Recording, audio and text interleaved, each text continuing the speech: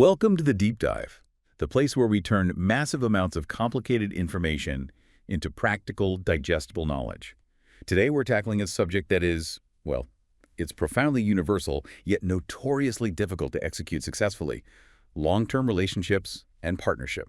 And we are not dealing with the usual cliche advice. The sources you've brought us are, frankly, exceptional. We're looking at a text called Quantum Union 2.0, which tries to create a complete relationship blueprint. It does this by blending deep psychological research, Vedic philosophy, and some pretty cold, hard medical science. Right. It looks at a relationship not just as an emotional bond, but as a dynamic, complex, sort of interconnected system. Exactly. And our listeners sent us this whole stack of material asking for a comprehensive blueprint, a kind of shortcut to understanding what a healthy, lasting union truly demands. And crucially, it wants to move entirely past the myths of soulmates or perfect harmony. This material covers everything from, the chemical cocktail that causes a crush to the critical importance of health screening and financial transparency. And I think before we get into the weeds of partner selection and conflict management, we really need to internalize the philosophical starting point of this source text. It is relentlessly clear on one point. The search for the perfect relationship is ultimately a flawed exercise. The authors state it is, and I'm quoting here, naive to expect one. Wow. Okay, so that immediately undercuts the foundational romantic narrative that most of us, grew up with. If perfection isn't the goal, then what state should we even be aiming for? Dynamism, that's the word they use. We should be aiming for dynamism. Mm. Relationships are not these static contracts. They are continuously evolving entities because the two individuals within them are hopefully continuously growing and maturing. So a relationship that stays the same is actually a bad sign. It's a potential red flag. The text suggests that if a couple boasts that their relationship has remained exactly the same since their wedding day, that might actually indicate a lack of personal growth or active evolution within the bond. The norm is change. The norm is dynamism. So all the ups and downs, Yeah. they aren't signs of failure. They're just the mechanism of that dynamism at work. Precisely. And if change is inherent, then the strength and the resilience of the union must be determined by how skillfully you navigate and manage those inherent differences and conflicts. The focus shifts then. It's not about getting rid of flaws. No, it's about the management of differences. If you can master difference management, your bond is resilient. If you can't, even tiny, tiny differences will eventually fracture the entire union. Okay, let's unpack this. Yeah. I think we have to start with the biggest operational myth: how people actually choose their partners and why their initial criteria are often, fundamentally misaligned with what the relationship needs for long-term survival. Yeah. So let's focus on that initial choice. We've established that seeking the perfect partner is naive. The real goal is managing differences. Yeah. But the way we choose partners, it rarely seems to reflect that long-term reality, does it? It absolutely doesn't. And there's a reason for that. We are, both biologically and socially conditioned to prioritize immediate, often superficial attraction signals, especially in that early dating phase. And the source provides a really stark contrast here between what people look for before commitment and what actually sustains a marriage long-term. It's a huge contrast. Let's look at those initial criteria, the things people screen for in the premarital dating phase. What do people place the highest importance on, even if it turns out to be ultimately irrelevant? I'm guessing it's the stuff you see on a dating profile. That's a good way to put it. The list provided by the authors is pretty revealing because it focuses so heavily on external validation in that immediate emotional rush. First on the list is love.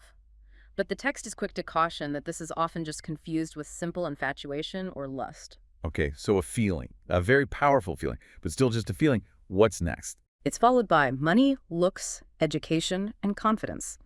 You see the pattern. You're selecting for immediate compatibility, for high social status, and for personal allure, things that look good on paper or across a dinner table. Love, money, and looks. Yeah, they certainly make for a compelling profile photo. But the data shows that this kind of optimization fails for most couples over time. So what about the relationships that actually survive? The ones that make it past the 5-year mark or even longer? What criteria have replaced those initial superficial benchmarks? The emphasis shifts completely. It moves from the external to the internal, from assets to character. Long-term survivors prioritize things like respect, acceptance, understanding, compatibility, health, honesty, and truthfulness. That's a fundamental shift. You're moving from assessing a person's assets, their money, their lips, their education, to assessing their actual character, their honesty, their acceptance, their respect. And that depth of a shift is exactly why the source insists that compatibility isn't something you can figure out on a handful of dates. It's not a checklist you can run through in a weekend. It actually mandates a lengthy vetting period. How long are we talking? It suggests compatibility typically requires 2 to 5 years to assess fully. 2 to 5 years, that's a long time. Most people would find that shocking. It seems long, but the source argues that time is non-negotiable because it's the time required for life's challenges to pop up and reveal a person's true character. And that ties directly into what the source identifies as the most important pre-commitment step of all, the open-hearted discussion. The open-hearted discussion. Yes, skipping this is described as literally a disaster waiting to happen. It's the deep knowledge exchange that builds the real foundation, not the infatuation. It's that time when you move past sharing, pleasant anecdotes and you start sharing vulnerabilities, your fears, the fundamental operating instructions for your life. And we have a classic cautionary tale of what happens when busy lives cause people to skip this exact phase. The case study of Patrick and Rosaline. Oh, Patrick and Rosaline, they are the perfect example of the blunder of rushing commitment based purely on that chemical rush. They met, experienced what they called love at first sight, and were married within 3 months. 3 months, wow. And they were both successful professionals, but they used their busy professional lives as an excuse. They used it to avoid that deep, difficult, open-hearted discussion. And the absence of that crucial discussion meant their fundamental operating systems were completely incompatible. It wasn't just a small thing. Not at all. It was everything. Patrick was described as meticulous, punctual, honest, detail-oriented, and very careful with money. Rosalind was characterized as his complete opposite. Careless, self-centered, and totally chaotic in her finances and her time management. So that lack of alignment, it wasn't just annoying, it was destructive. Utterly destructive. They assumed that because they shared a strong initial attraction, they must also share the same values.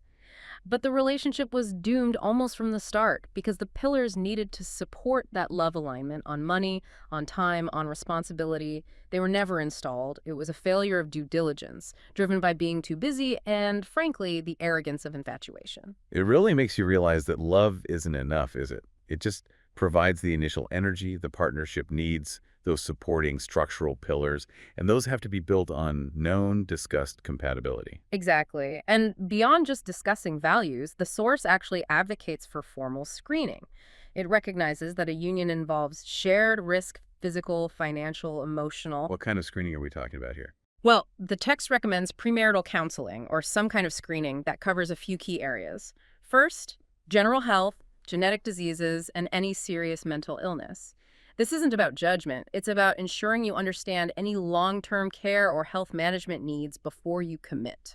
That makes sense. A partnership is also a caretaking agreement, in a way. It is. And on the financial side, detailed transparency about money management and any existing debt is considered essential. No surprises. And then there's the critical medical screening component, the one related to physical intimacy, which the source basically mandates. Yes, it's very direct about this. The source clearly requires screening for a whole range of sexually transmitted infections, or STIs. It specifically lists gonorrhea, syphilis, genital herpes, HPV infection, hepatitis B, and HIV-I and II. So the reasoning is just, it's direct. Merging your lives means merging your physical realities. That's the logic. This level of health and financial transparency, it moves the idea of partnership away from a purely romantic decision and toward a comprehensive assessment of shared responsibility and mutual care. I have to ask, for our listener, who might find that kind of direct health conversation, well, daunting, the idea of asking a potential partner for their STI test results? Does the source offer any guidance on how to introduce that level of necessary transparency without it feeling like an accusation? That's a great question. It implies that if the relationship has genuinely achieved the level of trust required during that 2 to 5 year vetting period, this conversation shouldn't feel like an accusation at all. It should be approached as a statement of shared commitment. So framing it as a we thing, not a you thing. Exactly. Framing it as we are building a future together, and that means we are taking shared stewardship of our health. It's a team activity.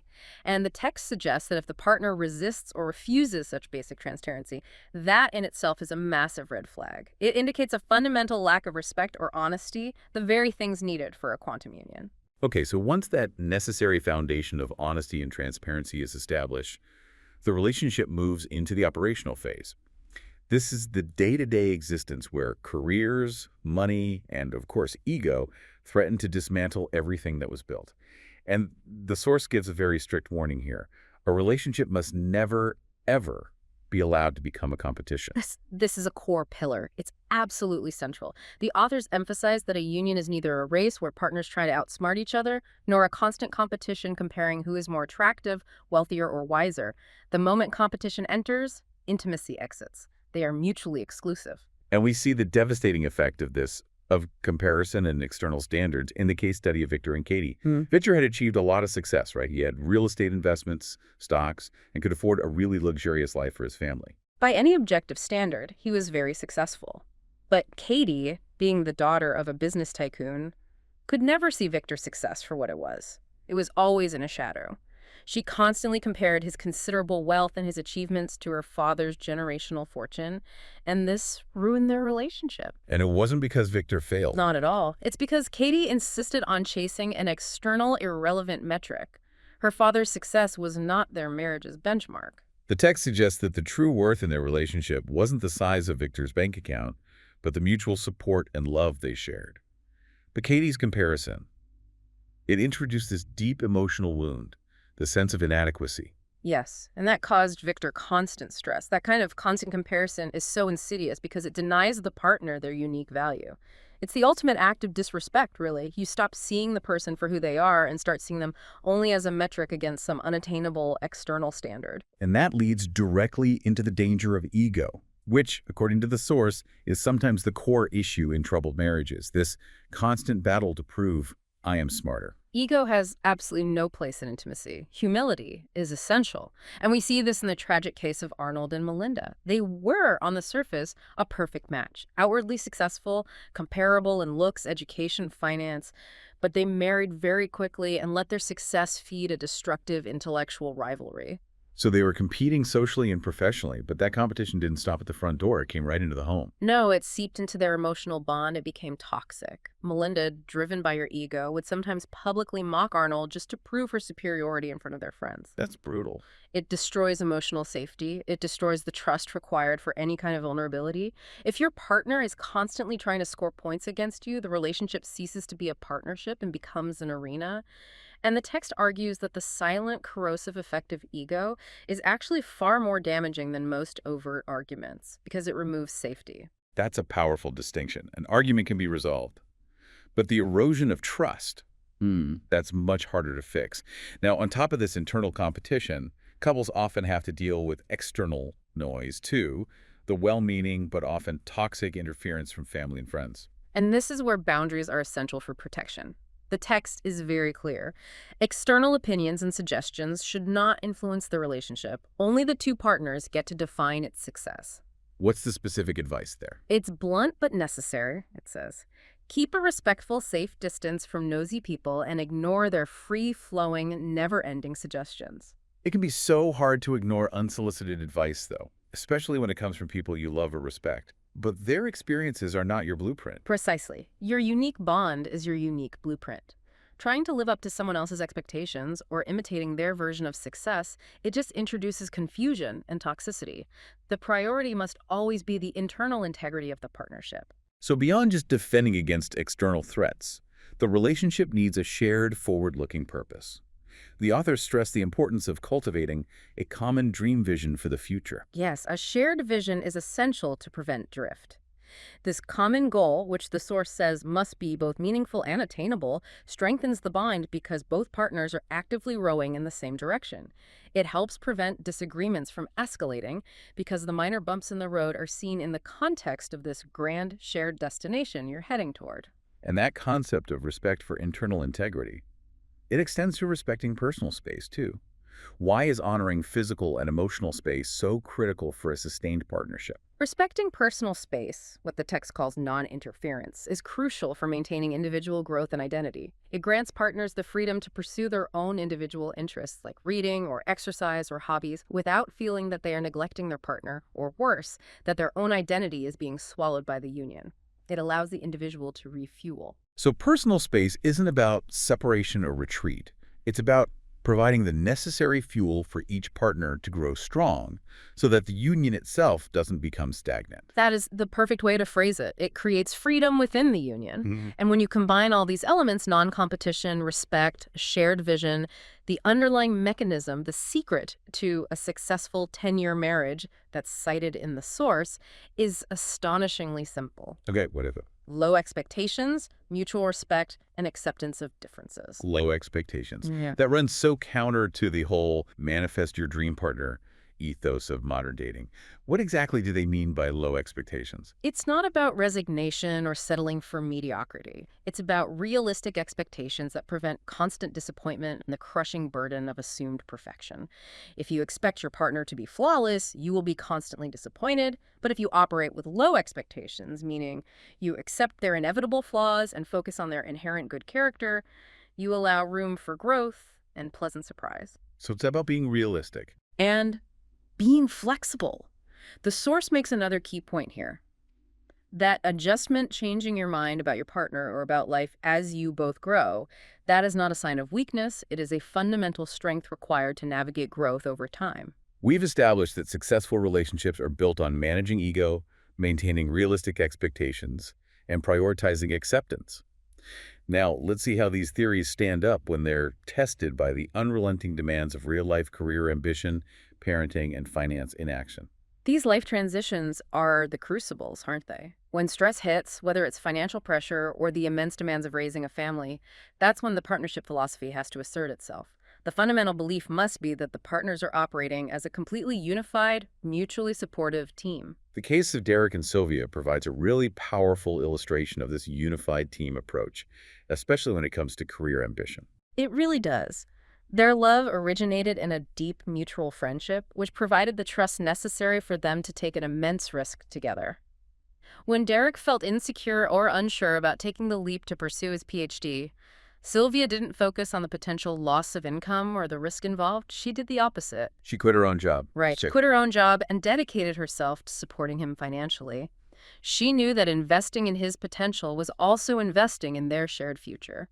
That's the profound difference between just a cohabitation agreement and a true partnership, isn't it? You don't just love the person as they are. You actively support the potential of the person they could become, even if it demands significant financial sacrifice and shared risk. It is the ultimate expression of faith in the future, and that mutual support is also crucial when one partner has to pause their career for the family. Look at Stella and Harris.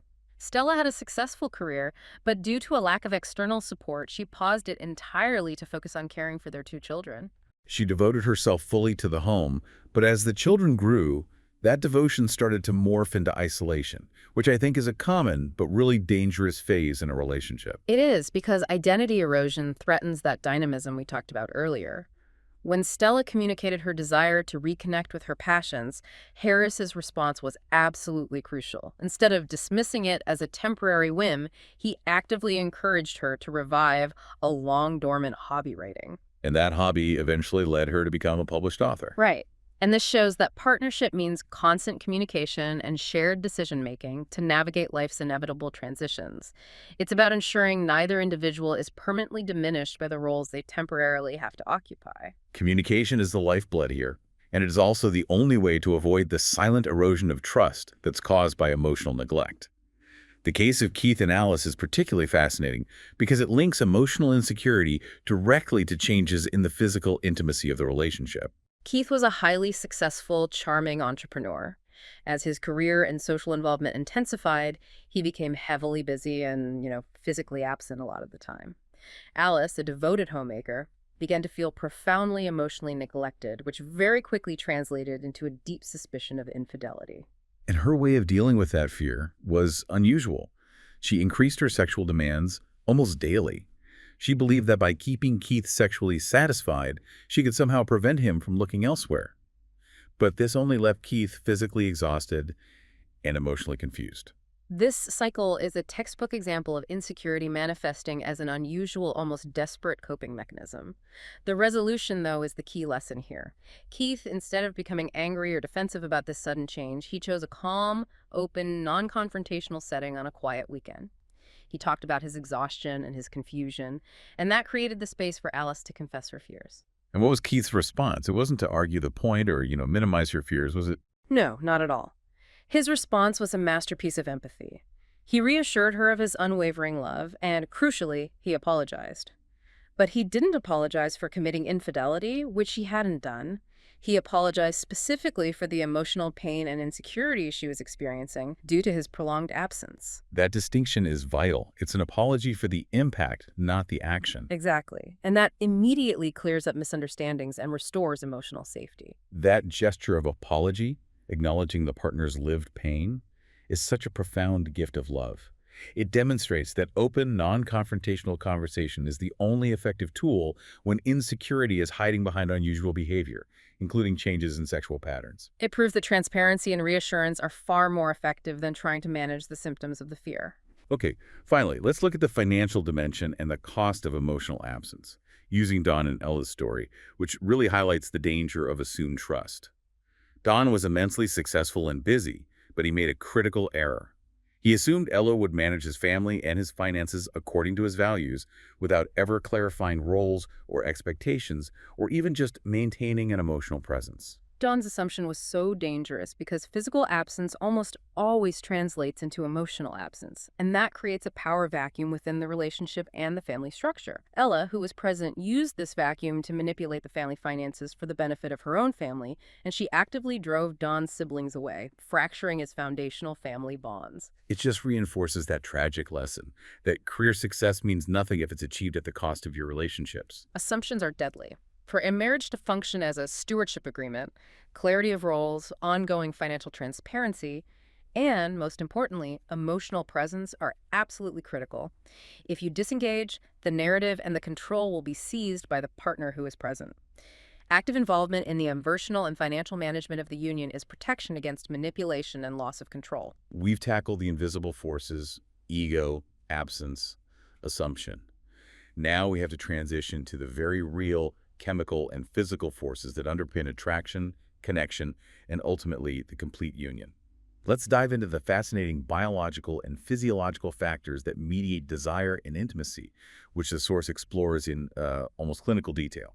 This is where the text really demonstrates that love and sex are fundamentally chemically mediated experiences. They're felt throughout the entire body, extending far beyond simple mental processes. The initial stages of attraction are an orchestrated chemical soup, basically designed by nature. So what are the primary chemical players that are driving attraction and bonding? The source highlights 4 crucial neurotransmitters and hormones. First, there's oxytocin, which is rightly called the love hormone or the cuddle chemical. It's released during hugging, skin-to-skin contact, orgasm, and it promotes bonding, deep trust, and empathy between individuals. Some studies even suggest it's partially responsible for promoting monogamous behavior. Okay, so that's the bonding chemical. Then you have the engine of excitement and reward, which is driven by dopamine. Exactly. Dopamine controls the brain's pleasure and reward response. It's the chemical that tells your brain, do that thing again. It is essential for feelings of satisfaction, motivation, and happiness. Crucially, in early attraction, it reinforces your focus on that one partner. Okay, what's next in the cocktail? Next, we have PEA, or phenylethylamine, which is often humorously referred to as the love drug. This is what gives you that high school crush feeling, even if you're 40. It boosts energy levels and excitement, that kind of invigorated, slightly manic feeling you get about life, even when you're physically apart from the person. And then rounding out this quartet is that rush of nervousness and intense excitement, which can feel both thrilling and stressful at the same time. That's the work of adrenaline and noradrenaline. They're released in response to stress or excitement, and they cause immediate physical changes. Increased heart rate, heightened blood pressure, even physical tremors. When you're excited or nervous around a new partner, it's these hormones that are at work, and they often confuse the physical sensation of thrill with the deeper emotional connection of love. Understanding this chemical cocktail really helps explain why we confuse initial lust with long-term compatibility. But let's move into the actual physical mechanism of intimacy. The source uses the Masters and Johnson model, dividing the sexual response cycle into four broad phases. Indeed. Excitement, plateau, orgasm, and resolution. The excitement phase is the critical starting point. It's initiated by erotic stimuli conversation, gentle touching, kissing, or even just psychological arousal. Physiologically, both partners experience a warm sensation, increased heart rate and blood pressure, nipple erection, and the key genital changes. Erection in the male and enhanced vaginal moistening in the female. What's fascinating about the excitement phase is the potential for conscious control. The source mentions that this phase can be prolonged voluntarily, potentially lasting several hours, though it typically runs about 15 to 20 minutes naturally. Which suggests that intimacy is not just a physiological necessity, but a conscious art form that can be practiced and extended. However, many lifestyle and psychological factors actively work against maximizing that intimacy. And the most surprising factor cited in the text links success and education to anxiety. It's highly ironic, isn't it? The source notes a striking correlation. Individuals with higher levels of education and elevated social status are often more susceptible to performance anxiety and sometimes premature ejaculation. The authors attribute this to heightened expectations, the immense pressure to not only perform well in general, but to satisfy the partner perfectly. The pressure to succeed professionally bleeds directly into the pressure to succeed intimately. So that pressure cooker environment created by high achievement actively sabotages the ability to relax and connect. What other lifestyle factors are actively detrimental to physical connection? Several key factors are listed. Smoking is detrimental because it reduces the elasticity of blood vessels, restricting the blood flow necessary for robust erections. Huh. Poor financial condition is listed as a major external stressor that strains intimacy and overall emotional energy. And critically for modern life, late-night work, social media scrolling, or partying continuously diminishes energy levels and the emotional capacity required for deep physical connection. So the digital hustle and distraction culture are active saboteurs of a healthy sex life. And we have to also mention the effect of substances, especially alcohol. The famous quote is recalled here: "Alcohol stimulates the desire but takes away the performance." Excessive amounts are detrimental to physical response and coordination. Furthermore, the source notes that frequent exposure to pornography can heighten neurological sensitivity, which can potentially lead to performance issues like premature ejaculation due to a reliance on intense, immediate stimulation. Transitioning to safety, we established the need for STI screening before commitment, but what about ongoing safety during active intimacy? Ongoing safety really revolves around the consistent use of barrier methods, specifically latex or polyurethane condoms for penetrative sex and dental dams for oral sex. The source stresses several non-negotiable tips for condom use. Always use water-based lubricants, as oil-based lubricants cause materials like latex to degrade and break. Never expose condoms to prolonged heat, and absolutely do not reuse them or use them past their expiry date. And we really need to spend a moment dispelling those common myths that create a false sense of security for the listener. Indeed. The source explicitly targets two major misconceptions. First, taking the pill means I practice safe sex. This is fundamentally incorrect. Hormonal birth control is highly effective for pregnancy prevention, but it offers zero protection against STIs. Right, and the second one. The second misconception is that lesbians do not get STIs. Safer sex practices are necessary for all intimate acts, regardless of orientation or gender. Transmission is possible through skin-to-skin contact, fluid exchange, and shared toys. Finally, what if unprotected sex has already occurred? What immediate critical steps does the source advise the listener to take? Immediate prompt action is essential. This includes considering the emergency contraceptive pill, which is most effective within 72 hours but can be used up to 120 hours. Immediate medical testing is required for infection. And for high-risk exposure scenarios, such as unprotected anal intercourse, the immediate consultation with a doctor regarding post-exposure prophylaxis, or PP, to prevent HIV is strongly recommended. This is a medical emergency that requires a rapid response. Having covered the physiological and clinical necessities for a healthy partnership, we now move back toward the philosophical realm, seeking the path to what the source calls the ultimate goal, the quantum union. The quantum union is the complete and holistic joining of two individuals in every single aspect: love, life, career, finance, and sex. It's a philosophical ideal rooted in Vedic philosophy, which posits that all entities are interconnected parts of one cohesive whole, a continuous matrix. The idea is that the intimate relationship should reflect this universal interconnectedness. It's an interesting jump from clinical science to metaphysical philosophy.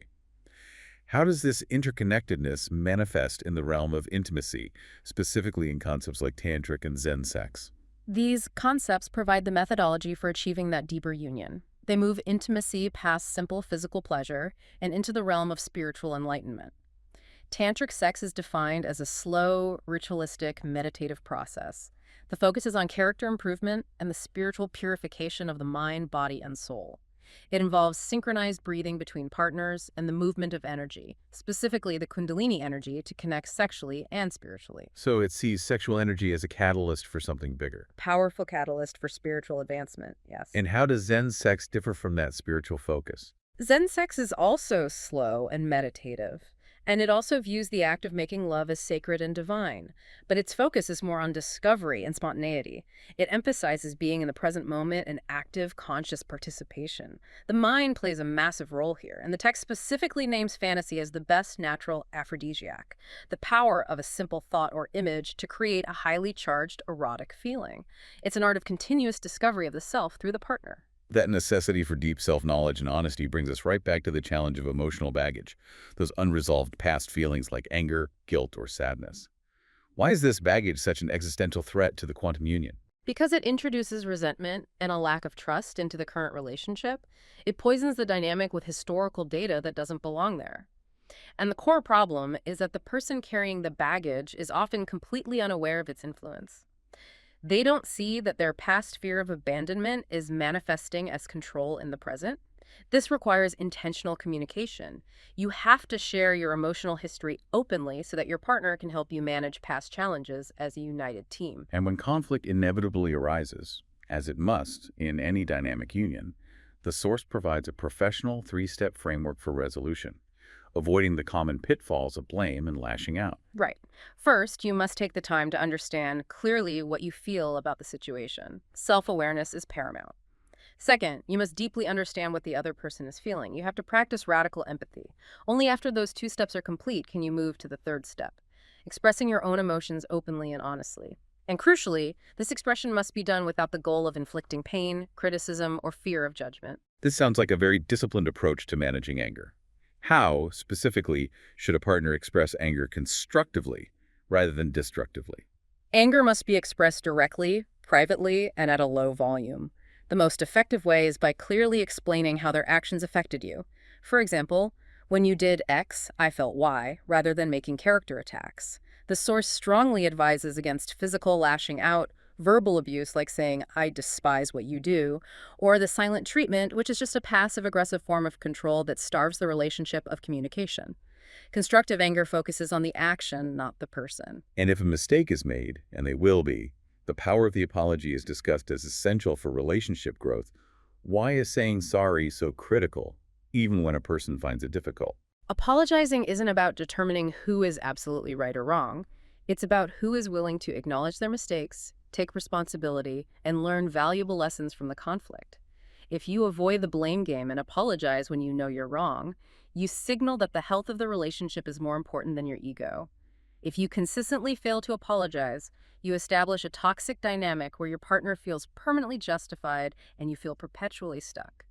Let's close this philosophical segment by looking at the deep energy imbalance created by the giver versus the taker dynamic. This archetype seems to doom relationships regardless of the depth of the initial love. It does.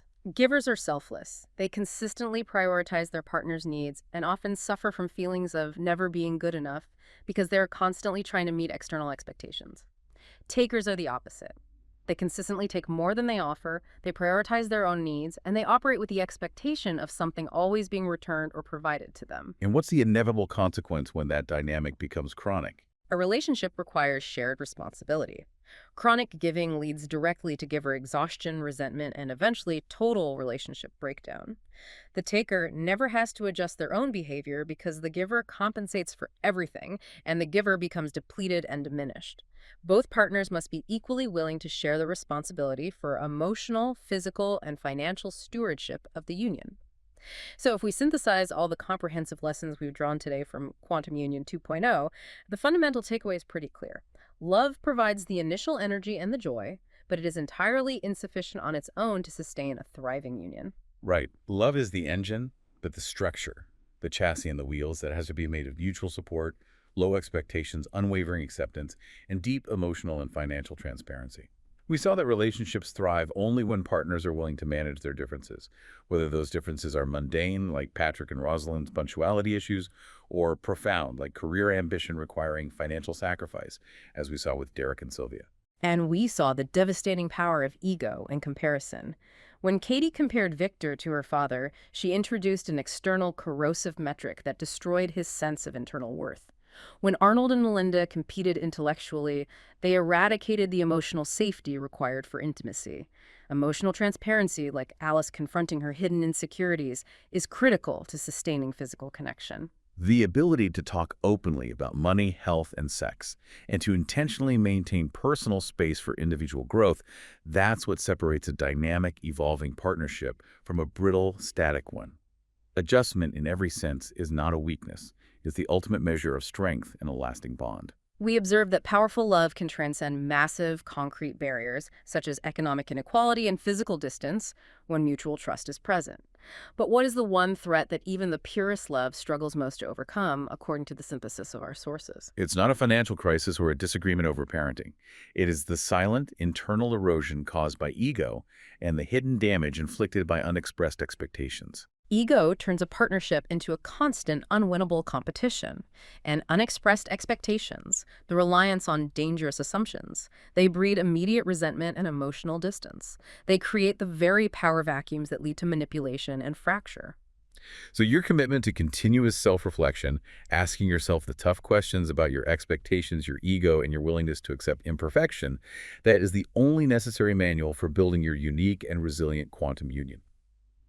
We hope this deep dive provides you with the clarity and the courage to begin that process.